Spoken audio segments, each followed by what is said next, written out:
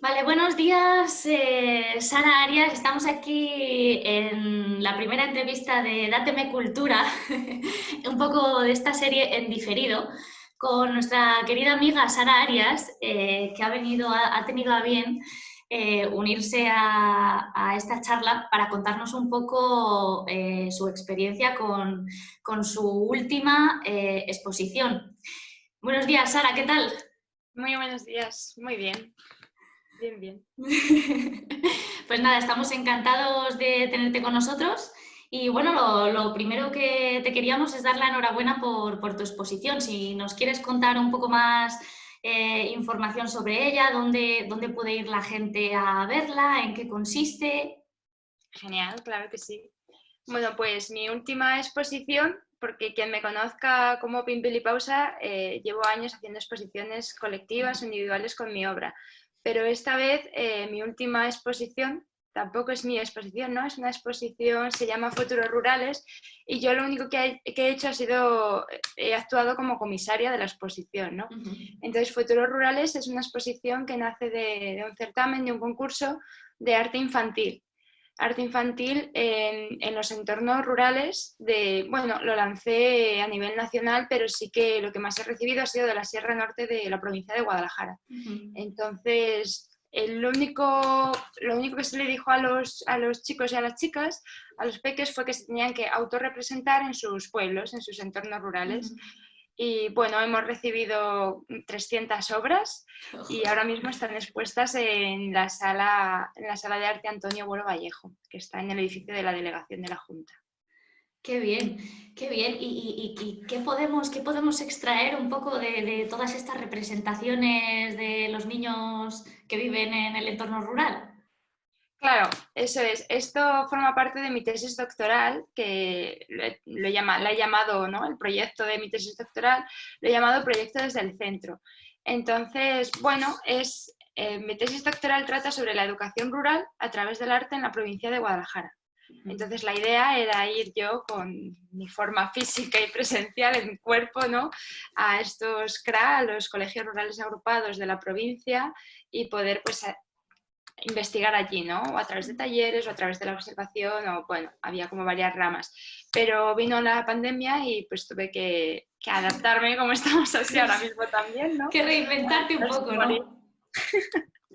Así que decidí lanzar el concurso, ¿no? El concurso de arte infantil, y la idea es que con todas estas obras que nos han llegado, yo luego las analizo, ¿no? Investigo con ellas, las tomo como una muestra de investigación cualitativa y voy a investigar y voy a analizar cómo estos peques se están relacionando con sus entornos, qué es lo que más les interesa, qué es lo que están representando, ¿no? Y ahí también entra el debate de, ¿han representado lo que ellos, ¿no? Tú les dices, dibújate en lo que más te guste de tu pueblo o lo más importante de tu pueblo para ti? Y claro, muchos pues dibujan el castillo. Hay muchos castillos. Y entonces yo ahí tengo la reflexión de hasta qué punto el castillo es importante porque para sus personas es importante, o porque les han dicho que lo más importante del pueblo es el castillo y que si viene alguien de fuera tienen que ir al castillo, que por supuestísimo, ¿no? Que claro, es patrimonio y es importante, pero a la vez ves a muchos niños que lo que te dibujan es pues niños en un parque jugando, o en un campo de fútbol jugando, o en el cole jugando con sus amigos, o solos en su casa pintando, ¿no? Entonces, claro, o sea, son niños en todos los pueblos al final, en todos los lados. Y bueno, es un poco las Qué reflexiones que bien. estoy teniendo. Bueno, claro, y además con tantas obras me imagino que el periodo de estudio será largo y de análisis será largo con todo el material. Sí, dicen que cuantas más muestras, pues mejor saldrá la investigación, ¿no? Por supuesto, mejores y más acertados serán los resultados. Pero sí que es cierto que, claro, al ser dibujos infantiles y al ser muestras cualitativas, que puede haber tantas interpretaciones, que yo cada vez que veo un dibujo es como esto, este no lo había visto, ¿de dónde ha salido este dibujo?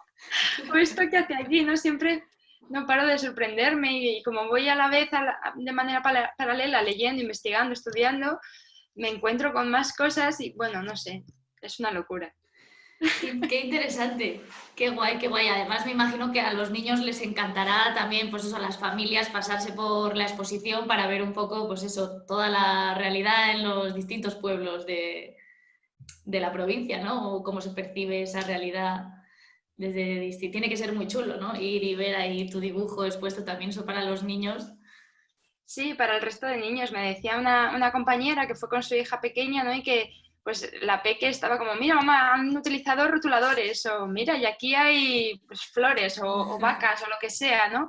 Los peques como que se fijan, o sea, es su lenguaje realmente y su modo de Exacto. comunicación, entonces probablemente lo entiendan muchísimo mejor que nosotras, claro que sí. Exacto, a nivel escucha de la juventud, ¿no? Y un poco escucha de las necesidades que existen, que esta misma exposición se podría hacer, o sea, este mismo proyecto, perdón, se podría hacer también en las ciudades y al final a través de los dibujos estamos de alguna forma dando voz a los niños porque como tú bien dices es un poco el medio en el que ellos expresan cosas que no son capaces de expresar de otra manera, ¿no?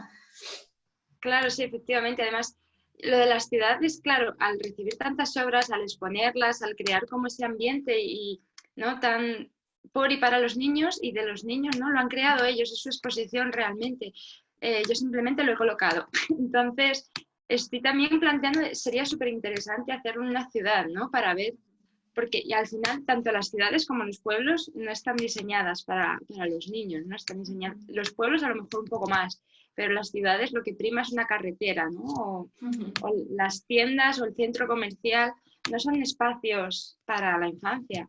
Entonces sí que sería su mismo lenguaje y no sé, me resultaría muy interesante además para afirmar muchas cosas de contraposiciones que puede tener pueblo-ciudad, debería hacerlo en una ciudad, ¿no?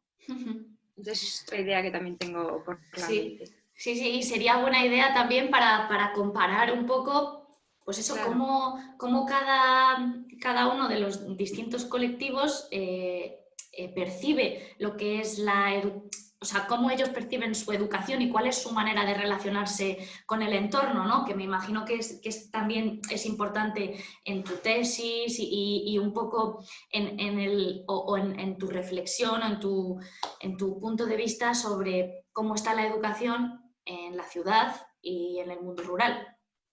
claro. Sí, sí, es muy diferente, es totalmente diferente, ¿no? Porque los recursos no son los mismos, ni naturales, ni humanos, ni los servicios. O sea, una escuela rural, un centro rural agrupado es muy diferente al centro de la ciudad. Y luego a los niños y a las niñas se les tiene que enseñar lo mismo, ¿no? Los mismos contenidos, cuando es muy diferente. Deberíamos adaptarnos más a esas escuelas rurales y saber que existen y saber su realidad.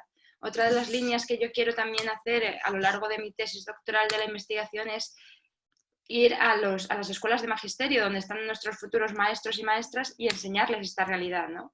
Porque obviamente la conocen, saben que existe, que está ahí, pero como que se pasa muy de largo. Y luego son además destinos que como no se conocen, no se valoran y la mayoría de los docentes no lo quieren.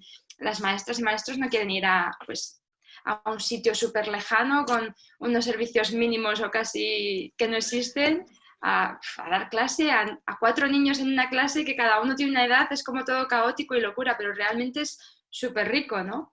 Entonces también quiero meterme por ahí y mostrarles y darle visibilidad a estas escuelas y Sí, mostrarles la realidad. exacto, exacto. Yo creo que es muy importante la visibilidad porque es cierto que si de alguna forma no estás ligado al mundo rural, no tienes pueblo, no has crecido o has tenido a alguien cercano que haya estudiado de esta forma, es como la idea de que haya niños de 5 generaciones distintas en la misma clase a una persona ajena como puedo ser yo, pues claro, te hace que es incomprensible. Dices, pero Claro, ¿cómo esto puede salir adelante? ¿No? claro. Pero claro, existe, es la realidad y funciona, ¿no? Claro, claro, por supuesto que funciona y funciona mejor incluso, me atrevo a decir, ¿no? O por lo menos bajo mi punto de vista, que luego también esto es algo muy personal, ¿no? Pero a mí me parece pues mucho más rico una escuela, un colegio, una clase, se supone que te tiene que preparar para tu futuro, ¿no? O para la sociedad, o para lo que hay fuera.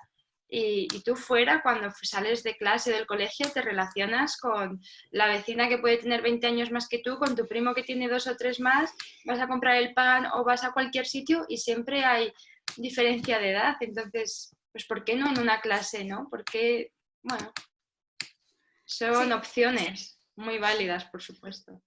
Sí. ¿Y qué te iba a decir? ¿Y cómo, o sea, exactamente en cuanto a la educación en el mundo rural, tú qué crees, como veníamos comentando, cuáles crees que son los puntos más positivos que existen en el presente? ¿Cuáles crees que son los puntos negativos y cómo crees tú o cómo te gustaría que eso evolucionara de cara al futuro? Pues claro, yo creo que la realidad de las escuelas rurales ha cambiado muchísimo en muy poco tiempo, o sea, en un año, ¿no? Hace un año, por ejemplo, en enero, febrero del 2020, estas escuelas, que todavía esto sigue pasando a día de hoy, o sea, han cambiado en un porcentaje muy bajito, pero bueno, va cambiando. Yo tengo la esperanza de que con estas pandemias y estas crisis vaya cambiando porque hay mucha gente que está volviendo a los pueblos, ¿no? Entonces hay varias escuelas que este curso han tenido que reabrir porque vuelven a tener alumnos matriculados porque la gente está volviendo a los pueblos. Porcentajes muy bajitos, pero bueno, poco a poco, ¿no? Entonces, hace un año esto pues ni se planteaba. Y estas escuelas estaban tiritando, como se dice, ¿no? Porque estaban próximas a cerrar. Entonces, si tú sabes que estás próximo a cerrar, ya no tienes la energía ni la capacidad o no puedes trabajar por proyectos, ¿no? Proyectos duraderos en el tiempo, que la educación debería ser así. Entonces es muy difícil, estaban como muy desamparadas y ahora yo creo que esto ha sido a lo mejor un chute, un poco de energía y de esperanza, o eso quiero creer. Y, y no me acuerdo de más. Es que te he hecho demasiadas preguntas en la misma. No, te decía que efectivamente, o sea, bueno, vemos hacia el futuro, lo vemos con esperanza y es verdad que en muchísimos ámbitos todo esto que está pasando, toda la pandemia que hemos vivido ha hecho que los pueblos de repente vuelvan a tomar importancia, que muchas personas decidan volver a los pueblos o empiecen a valorar todo lo que te puede aportar un pueblo, una vida más tranquila, menos gente y por tanto menos problemas de los que nos está tocando vivir ahora mismo, ¿no? Entonces, esa esperanza yo creo que es muy positiva y que le da al entorno rural la importancia que desde hace algunos años vienen pidiendo precisamente por esta invisibilización tan grande a la que normalmente están sometidos. Pero te preguntaba además que si, cuáles son, digamos, las cosas más positivas y más, o sea, las mayores ventajas y desventajas que tú ves a la educación rural en comparación a la educación en la ciudad. Claro, bueno, pues yo, por lo que he podido observar estos años y lo que conozco, ¿no? Lo poco que puedo conocer de momento, es, como comentaba, para mí lo de que haya diferentes niveles, diferentes grados en una misma clase me parece algo muy favorable. Y luego también son muy poquitos alumnos, entonces la maestra puede, en una escuela urbana puede llegar a haber 30 alumnos en una clase, lo cual me parece, no te enteras, o sea, yo soy profesora también y no te enteras de lo que está pasando. Tú tienes tu clase de 45 o 50 minutos y hay días que fulanito ha venido ya a clase o no, no me acuerdo de haberle visto, ¿no? ¿Qué ha pasado? No puedes prestar una atención personal, individualizada a 30 alumnos a la vez y mucho menos en edades como infantil o primaria, es que es imposible. Entonces, en una escuela rural que a lo mejor tienes 4, 8 alumnos y alumnas en una clase, se crea un ambiente de familia, de comunidad, que es mucho más fácil poder llevar a cabo, poder estar pendiente de los niños y poder saber qué está pasando o qué necesitan o qué necesitas tú también, ¿no? Me parece algo mucho más humano, más natural. Y luego otra de las ventajas que yo creo que tienen estas escuelas es el entorno, que por lo general habitan en entornos naturales, ¿no? Entonces es mucho más fácil el poder salir y poder ver educación ambiental, por ejemplo, ¿no? Tú estás allí, lo estás viendo.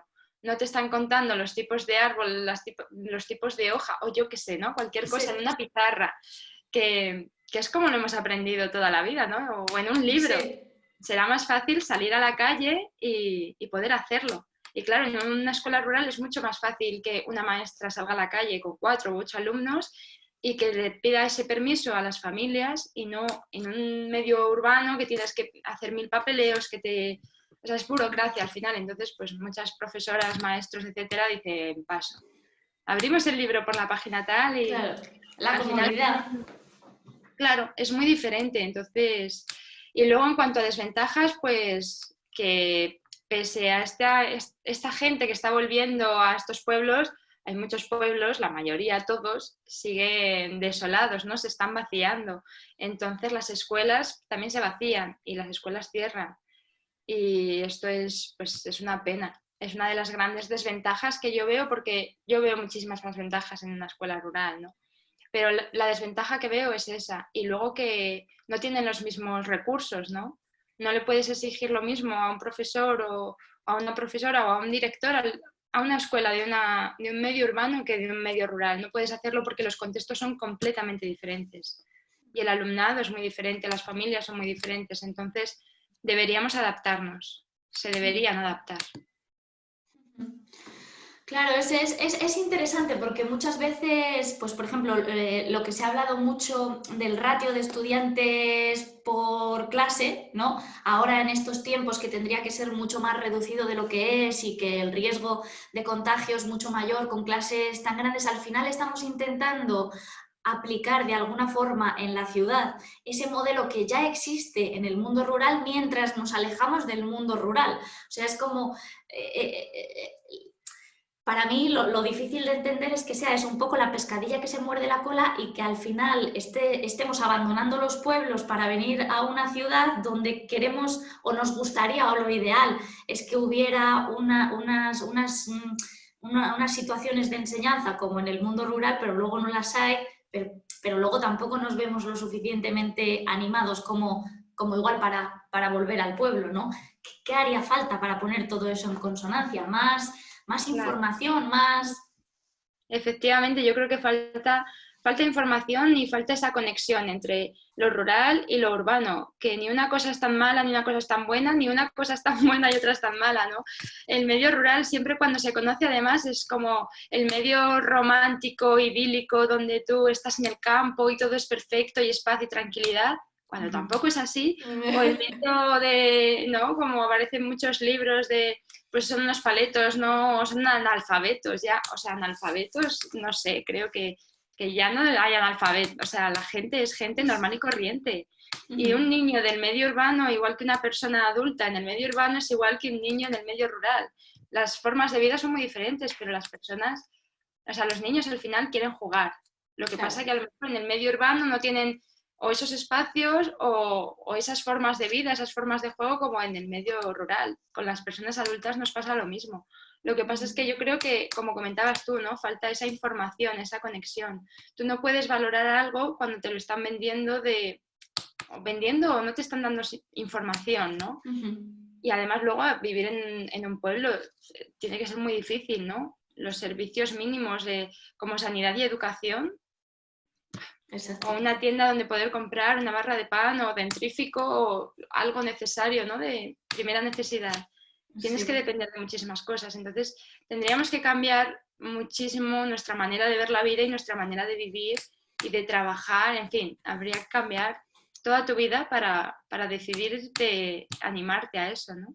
Sí, sí, pero bueno, es interesante, es una visión muy interesante y además creo, no quiero aventurarme a decirlo porque no recuerdo exactamente cuál es el nombre, pero hay un par de asociaciones aquí en Guadalajara, en la Sierra Norte y en otras zonas de la provincia que sí que están buscando gente para repoblar los pueblos con, pues, o con familias para repoblar o parejas jóvenes que quieran tener hijos y tal, para un poco, pues eso, que no se pierda eso tanto y que efectivamente dentro de X años, cuando quieras tomar la decisión o te veas en tomar la decisión de mudarte a un pueblo, que no sea tan difícil como tú lo estás planteando, ¿no? Pero claro, para eso se necesita pues que no se vacíen, ¿no? Que es lo importante. Claro, sí. Estas son unas medidas que se están haciendo, se están intentando hacer en toda España, yo creo.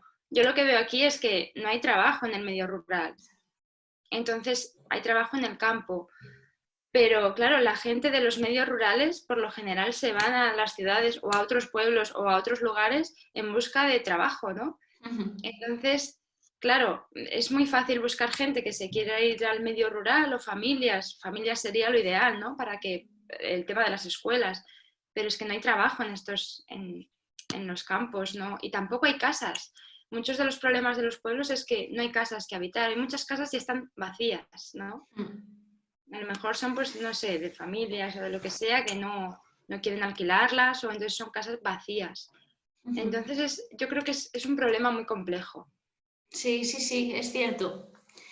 Es cierto que lo es, pero bueno, también es verdad que con iniciativas como la tuya y con este tipo de exposiciones y con este tipo, pues eso, de proyectos que lo que pretenden es visibilizar realidades que desde aquí, desde el centro, desde la ciudad, nos son un poco más ajenas, es una primera piedra en el camino que estoy completamente segura de que poco a poco irá siendo referente, irá dando sus frutos también. Claro, sí, uno de mis objetivos es visibilizar las formas de vida de lo rural y luego también que los niños sientan esta identidad y este arraigo, ¿no? Que el día de mañana es muy probable que se vayan, o probablemente no, la vida está cambiando mucho en muy poco tiempo, nunca se Eso sí, sabe, nunca se sabe, exacto. pero que estos niños sientan como esa identidad y sientan esas raíces y sientan ese pueblo como algo suyo, ¿no? Donde se han criado, que lo aprendan a valorar ya desde peques y además nos están enseñando cómo son sus pueblos y cómo son sus vidas a nosotras, ¿no? A las personas adultas. Entonces, ese es uno de los objetivos y luego también otro objetivo es dar un altavoz a estos niños, ¿no?